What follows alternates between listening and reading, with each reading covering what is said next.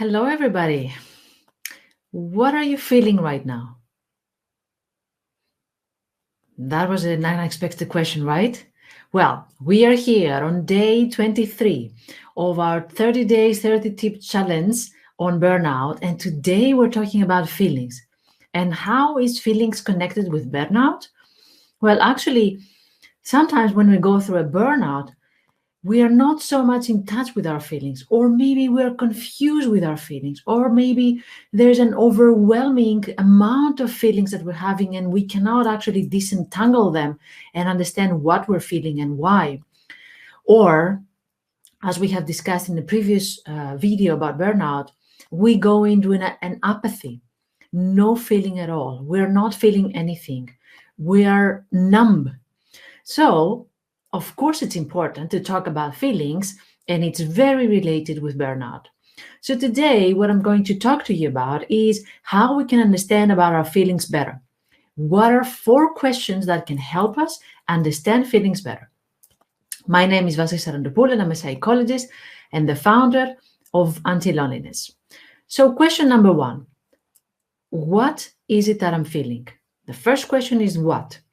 And you can say that you're feeling something positive or negative. Usually people, when I ask them, they're like, I'm feeling, bad or not okay, which is a very general and a very vague term in order to describe feelings.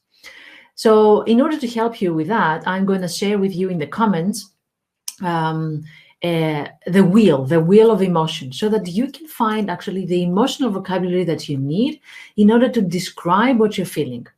The basic feelings that we have is love, joy, anger, fear, and sadness. All right. So these are the basic emotions that we're feeling. But from then you can also go even deeper. You can also explore your feelings even more. So, for example, when I'm saying I'm feeling sad, that can be I'm feeling lonely, or I'm feeling disappointed, or I'm feeling rejected, or I'm feeling something in combination with these two. It doesn't need to be only one emotion. So you can see this question can have a lot of answers. And there's actually a term called emotional granulation, which means that make the emotion as specific as possible. And that helps us in understanding ourselves even more. So we're still in the question number 1, what is it that I'm feeling? And in that question is not only the name of the feeling, the name of the emotion, but it's also the place. Where am I feeling it in my body? Am I feeling sad and this is here on my chest? Or am I feeling stressed and this is here on my shoulders? Make it specific, give it a place, so that next time that you have not the word of the feeling, but the physical indication, then you can connect the information and you can feel, oh, it's probably here. So probably it's stress. So that's something really important to know. The second question is why? Why am I feeling that? That's a very important question, which is where does it come from? And the why question can have 2 sub-questions: the trigger and the cause. It may happen sometimes that I come home and I am frustrated when I see that the laundry is still not done, for example, or that there's nothing to eat. So I get upset, for example, and then I take it on my spouse. That's the feeling of anger. That's the feeling of frustration that I have. But maybe what has happened is not the cause of my anger and frustration, but maybe it's just a trigger, while the cause can be something else, something deeper. For example, maybe I had a fight with my boss, or maybe a friend of mine said something really disrespectful towards me, and I kept it all day long and I didn't say anything about that. And the moment that something happened, when I came home and I felt safe into venting my anger, I took it out. So let's explore the feeling with the why, which is the trigger, but also the cause. The third question is, what do I need? And what is that I can give to myself in order to express, in order to take care of that feeling? And what is it that I mean?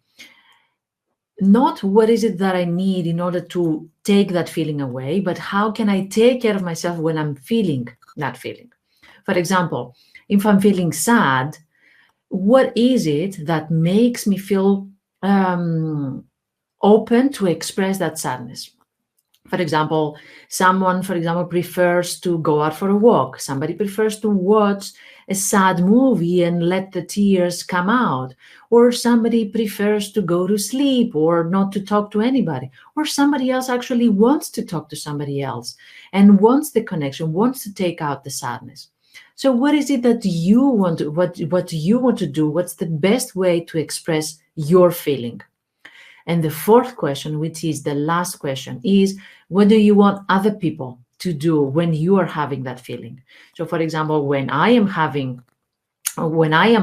sad, maybe I don't want to talk to anybody. So I just want people to take some distance for a couple of hours and leave me be in that sadness. And when I'm ready, I will come back to them. Or maybe the opposite. I actually want to go out and reach out to other people and talk about what made me sad. But this is something that you only know. Nobody can guess.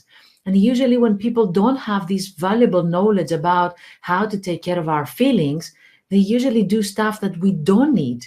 So I may need some quiet and silence when I'm feeling sad or when I'm feeling angry, but people don't know that because I have never said.